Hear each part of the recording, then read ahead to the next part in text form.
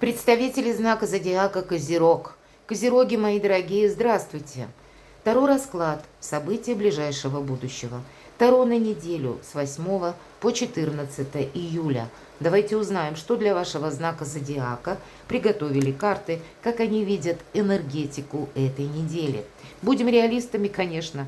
Любой прогноз не расскажет о том, что вы думаете, чувствуете, что вы планируете или что вот в деталях происходит сейчас в вашей жизни.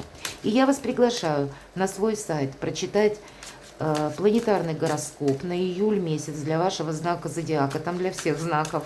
И я оставлю ссылку в описании под видео, чтобы была возможность сверить ваши личные расписания, ваши планы с расписанием звезд, ну и картами Таро, конечно.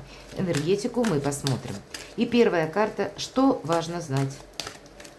Что для вас будет в приоритете, мои дорогие козероги, как это видят карты Таро. Итак, первая карта, что важно знать. Чего не избежать или неожиданности? Чему сейчас не время или какие энергии могут вам помешать? А что вам будет помогать, что вас будет радовать? Что скрыто? И по основным сферам жизни. Дело, работа, бизнес. Энергия денег, финансы. И личная жизнь. Что же для вас важно? Король жезлов, может быть, и есть такой харизматичный лидер. У кого-то проиграется как руководитель банально на работе, или какое-то лицо, человек, может быть, как новый знакомый, или вот такая энергетика, когда это вы что-то задумали, это вы руководитель собственной жизни, или карта говорит, ты сейчас где-то продумай то, что ты хочешь совершить, оттолкнись от какой-то своей идеи. Но не бежит никуда наш король, и рядом с ним ящерка, как прообраз, если мы говорим мудрости, если перевести это в значение как змея, допустим, да, или это то ваше решение, которое не должно быть импульсивным, мои дорогие козероги.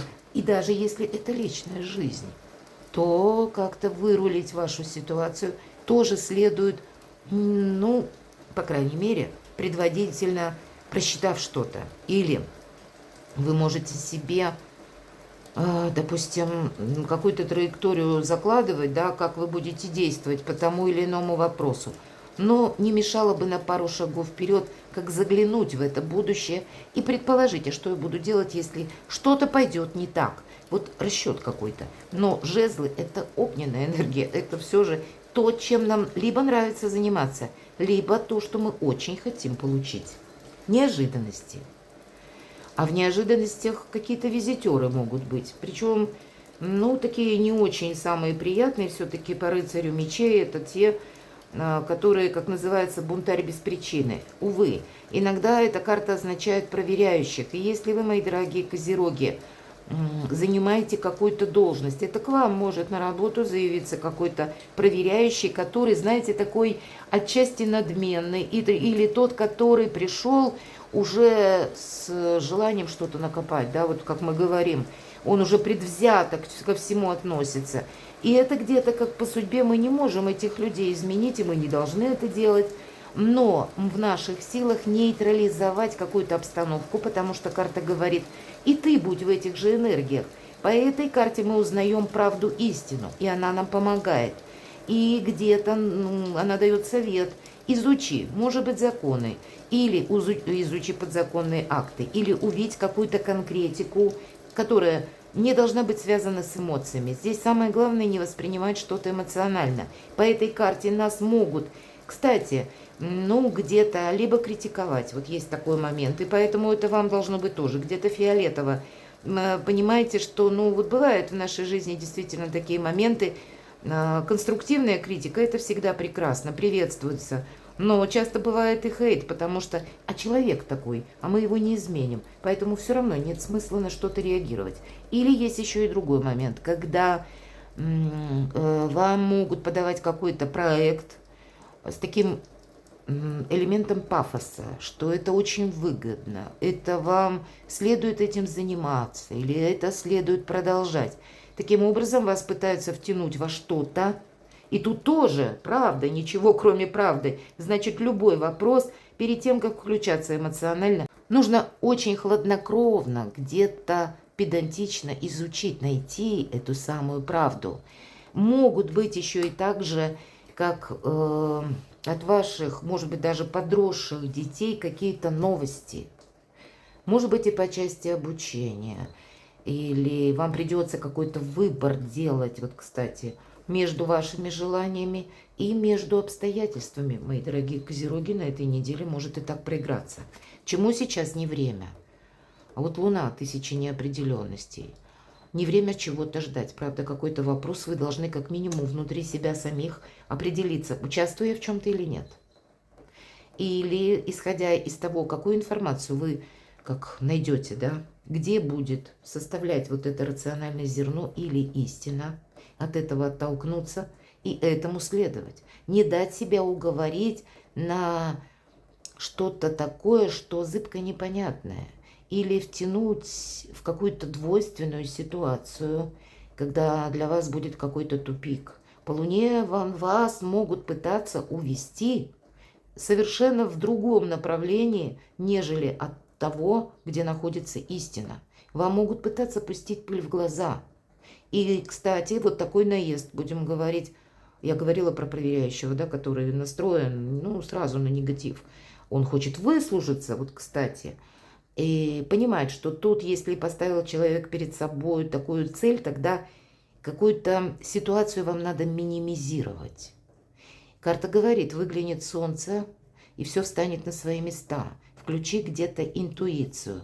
Но эта интуиция, это не есть как пустая надежда, а только может быть использована как подсказка, в каком направлении изучить что-то или поискать информацию. Вот это да. Но думать, что какая-то ситуация без вашего участия решится сама, вот этому не время, это точно. Что же вам будет помогать? У вас сильная позиция, тем не менее. Когда вы очень здравомысляще оцените обстановку, когда вы очень хладнокровно отреагируете на каких-то, может быть, странных людей, у кого-то, правда, на каких-то проверяющих. Или когда вы очень хладнокровно отреагируете, вот вам ребенок ваш пришел и заявил, а вот теперь будет так, и ничего ты мне не сделаешь. Бывает и так, но правда, взрослые дети нас ставят иногда перед фактом. А вы все равно вот свои какие-то горизонты видите, и видите, может быть, горизонты где-то вашего ребенка, и просчитываете какую-то конкретную ситуацию, как действительно либо что-то можно исправить, либо наоборот продвинуть какое-то дело, решить вопрос. По тройке жезлов это могут быть вопросы, когда вам надо куда-то отъехать. Или какая-то командировка может так вот в целом потом свидетельствовать карта, что если ты на данный период времени или то, что тебе говорят, ты не можешь вот со своего места буквально прояснить, тогда тебе следует куда-то отправиться и уже в другой местности, на месте решать какую-то ситуацию. Там ты больше увидишь правдоподобности, и какая-то картина для тебя, как горизонт, будет более открыта. И там ты сможешь принять какое-то решение. Для кого-то из вас это будет как ситуация, когда вам просто внезапно, вот в силу разных причин, нужно совершить переезд. И вы начнете продумывать, как мне это осуществить. И это тоже будет где-то помогать. Карта ведь нам говорят, вот посмотрите, человек повернут спиной. То есть он уже на прошлое не реагирует. Но еще он пока и не запрыгнул на корабль, чтобы вот так с места в карьер куда-то прыгнуть. Эх! И понеслось. Нет, рассчитывает он. И вот какая-то кратковременная, заметьте, пауза перед тем, как сделать квантовый скачок. Вот что есть, по сути, тройка жезлов. Мы замедляемся не для того, чтобы начать анализировать прошлое, а для того, чтобы проверить, все ли мы взяли с собой. И вот эту аллегорию можно переложить на любую ситуацию в вашей жизни, если мы говорим, что вам помогает. Что скрыто? Вот нельзя повторить какую-то прошлую ошибку. Может быть, вы прежде на что-то согласились. а потом об этом пожалели. Вы можете столкнуться с какой-то подобной ситуацией, как дежавю. И тогда хладнокровие от вас, безусловно, потребуется. Могут быть действительно такие люди, которые, мои дорогие козероги, ну, могут провоцировать. И тогда, если вы хладнокровно проанализируете свой прежний опыт, вы скажете: нет, я уже в этой ситуации был, и я эти грабли не подниму, и я на них не наступлю, я их обойду. Вот где-то так. Потому что это когда мы закрываем в прошлое дверь. Ну, может быть, есть еще какие-то нюансы. У вас, знаете, как на кону стоит что-то важное, но как судьба, жизнь, словно проверку какую-то вам, генеральную репетицию может устроить. И вот этот экзамен вы можете своеобразный, может быть, жизненный, а у кого-то буквально экзамен вы сдаете на этой неделе, и не повторить какую-то прежнюю ошибку. Вот такая задача. Это скрыто, никто ничего не скрывает. Тут самому где-то, ну, обойти красиво. Либо каких-то сложных людей, либо людей с дурным характером, которые могут вот вызывать на какие-то эмоции, либо найти недостающую информацию, не доверять первому услышанному, потому что это может быть что-то как искаженное. Дела, работа, бизнес. И следом какие-то возможности. Туз монет – это всегда как начало чего-то. Это зерно, ну, прообраз где-то, который мы садим в землю, зерно наших следующих побед, успехов, благополучия. У кого-то могут быть конкретно получение денег или какие-то предложения. Может быть и новость. Вот такой гонец с новостями тоже может быть. Тогда информацию мы проверяем. И если вы перепроверили, допустим, да, и видите, да, это действительно по факту совпадает, то тогда какая-то ситуация может для вас свидетельствовать, что вам нужно действовать так, как прежде вы никогда не поступали. Вот как-то по-другому. Бывает такое, когда по тузу монет проигрывается, нас новости застает врасплох, и мы так вот буквально руки развели и не знаем, как действовать. То есть вот какое-то замешательство может быть. Время проходит, и мы понимаем, что да, зачем это было все нужно. Но вот действительно какая-то такая проверка может быть. Но я надеюсь, что для большинства из вас это просто получение денег. Итак, деньги сами по себе. У кого-то мало денег, обещали много, а все же на деньги тройка мечей, какая-то разочаровывающая ситуация. Меня во что-то вовлекли, я вроде бы участвую, а денег я там не вижу. Или овчинка выделки не стоит. Ну вот есть что-то, что вас немножко останавливать может именно по финансам, мои дорогие козероги. И для кого-то из вас может быть какая-то финансовая именно сторона дела, вопроса, работы вашей заставит посмотреть какие-то, рассмотреть другие варианты. И тогда вот что вам помогает? Тройка мечей, это тройка жезлов, извините, будет дополнять вот эту тройку мечей и говорит, что ты как раз рассмотри эти варианты, чтобы не повторить какой-то печальный опыт, чтобы закрыть вот этот раз и навсегда гештальт и к чему-то не возвращаться. Есть все-таки подсмысл финансов. Давайте посмотрим, что в личной жизни.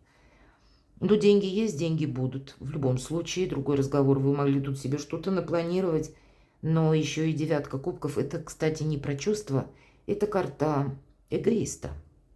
Поэтому, когда, в принципе, все, что касается вашего благополучия по части финансовой сферы, идет на подъем, в рост. Но, может быть, не так, вот как вы себе эту траекторию наметили. По этой карте могут тут предложить должность. Тогда тоже нужно что-то просчитать. Вам вроде как и отказаться от чего-то нельзя. И сделать это как-то нужно красиво по-другому. Но вот как-то продавить какую-то ситуацию, но совершенно не путем, когда вы настаиваете, доказываете, а когда вы умело обходите какие-то острые углы. Девятка кубков – это когда мы чувствуем, что я сам по себе вот или сама по себе сейчас управляю своей жизнью. Пусть это у вас на личную жизнь. И это самодостаточность. Это очень важное качество, которое формирует вообще ощущение качества нашей жизни. Да, это больше через деньги, но, может быть, вы рассмотрите какие-то новые варианты. Может быть, вы для себя увидите какую-то новую траекторию.